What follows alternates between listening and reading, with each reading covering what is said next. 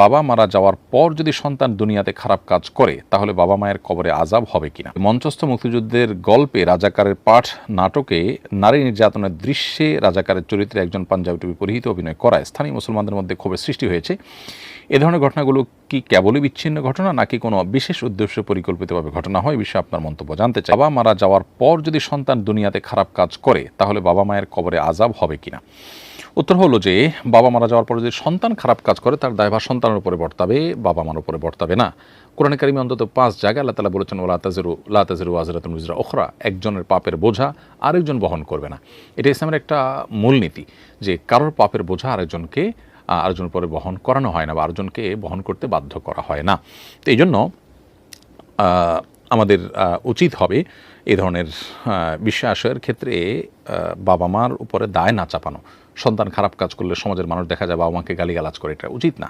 তবে একটা জিনিস এখানে আছে, সেটা হলো কোনো সন্তান খারাপ পথে আছে বা খারাপ পথে যাওয়ার আশঙ্কা আছে, এটা বাবা মা যদি জানেন আগে থেকে, তাহলে তাদের কর্তব্য হয় সন্তানকে ওসিয়ত করা যে বাবা আমার মৃত্যুর পর তোমরা এই ভুল পথে যাবে না বা এই খারাপ কাজ থেকে বেঁচে থাকবে।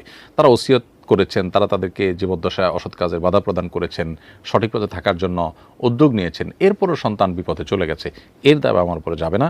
কিন্তু বাবা মা জেনে শুনে যদি তাদেরকে ভুল পথ থেকে ফেরানোর কোনো চেষ্টা না করেন, কোনো উদ্যোগ না নেন, ওসিয়ত করে না যান, তাহলে সেক্ষেত্রে তার দায়ভার কিছু না কিছু হলেও তাদের উপরে বর্তাতে পারে। বিজয় দিবস উপলক্ষে মঞ্চস্থ মুক্তিযুদ্ধের গল্পে রাজাকারের পাঠ নাটকে নারী নির্যাতনের দৃশ্যে রাজাকারের চরিত্রে একজন পাঞ্জাবি টুপি পরিহিত অভিনয় করায় স্থানীয় মুসলমানদের মধ্যে ক্ষোভের সৃষ্টি হয়েছে।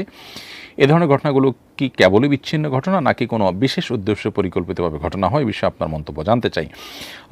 এই ধরনের ঘটনা আমাদের দেশে নতুন নয় এবং অনবরত এই ধরনের ঘটনা আমরা দেখতে পাচ্ছি বেশ অনেক বছর থেকে। মূলত 1971 সালে রাজাকারদের ভূমিকা যারা অবতীর্ণ হয়েছেন, তখনকার যারা জুলুম করেছে, নির্যাতন করেছে, তাদের মুখে দাড়ি, গায়ে পাঞ্জাবি ছিল না। আমরা তখনকার আমলে বিভিন্ন রাজাকারদের যে সমস্ত ছবিগুলো তখনকার মিডিয়ার মারফতে এখন দেখতে পাই, সেগুলোতে পরিষ্কারভাবে দেখা যায় যে তাদের মুখে দাড়ি ছিল না এবং গায়ে পাঞ্জাবি ছিল না। পক্ষান্তরে বহু মুক্তিযোদ্ধা আছেন যারা দাড়ি পাঞ্জাবি ধারণ করে, তারা ধর্মকর্ম করে, নামাজ কালাম পড়ে তারা মুক্তিযুদ্ধে সামিল হয়েছেন। অতএব এখানে ধর্মকে বা ইসলামকে আপনার ভিলেন বানানোর জন্য বা ইসলাম থেকে মানুষকে দূরে সরাবার জন্য বা ইসলামোফোবিয়া তৈরি করবার জন্য অত্যন্ত সুপরিকল্পিতভাবে দেশের ক্ষুদ্র একটি অংশ তারা দেশের মানুষের উপরে এ ধরনের বিষয়গুলো তারা ছড়িয়ে দেওয়ার চেষ্টা করছে, কখনো বিনোদনের নামে, কখনো চেতনার নামে।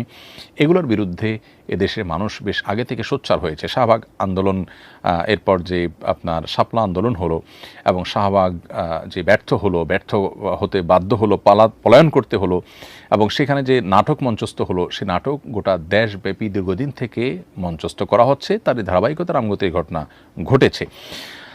আমরা আশা করি যে এদেশে মানুষের পালস এই দুষ্টচক্র বোঝার চেষ্টা করবে এবং তারা এই দুঃসাহস দেখানো বন্ধ করবে। দিনকে সবসময় খারাপভাবে উপস্থাপন করার একটা চেষ্টা, বিশেষ করে নাটক সিনেমার মাধ্যমে, বিভিন্ন অভিনয়ের মাধ্যমে চেষ্টা দীর্ঘদিন থেকে চলমান আছে। এর বিরুদ্ধে আমাদেরকে সোচ্চার হতে হবে এবং প্রতিবাদী হতে হবে। ধর্মপ্রাণ মুসলমানদের দেশে তাদের বুকের উপরে বসে তাদেরকে এভাবে আঘাত মুসলমানদের সহ্য করা উচিত নয়। দিনই কারণে এবং নাহিয়াল মুনকারের দাবির অংশ হিসাবে আমাদের উচিত এই সমস্ত অন্যায়ের বিরুদ্ধে কথা বলা। ইতিমধ্যে মানুষ ক্ষোভে ফুঁসে উঠেছে এবং মানুষ প্রতিবাদ জানিয়েছে এবং প্রতিবাদ অব্যাহত রাখতে হবে এবং আরও অর্থবহ প্রতিবাদ করতে হবে যাতে কোনোভাবেই এ ধরনের ঘটনার পুনরাবৃত্তি না ঘটে। প্রশাসনে যারা আছেন তাদের উচিত দায়িত্বশীল আচরণ করা এবং কোনোভাবে উস্কানি দেওয়ার মতো কাজ কেউ যদি করে তাদেরকে আইনের আওতায় আনা উচিত।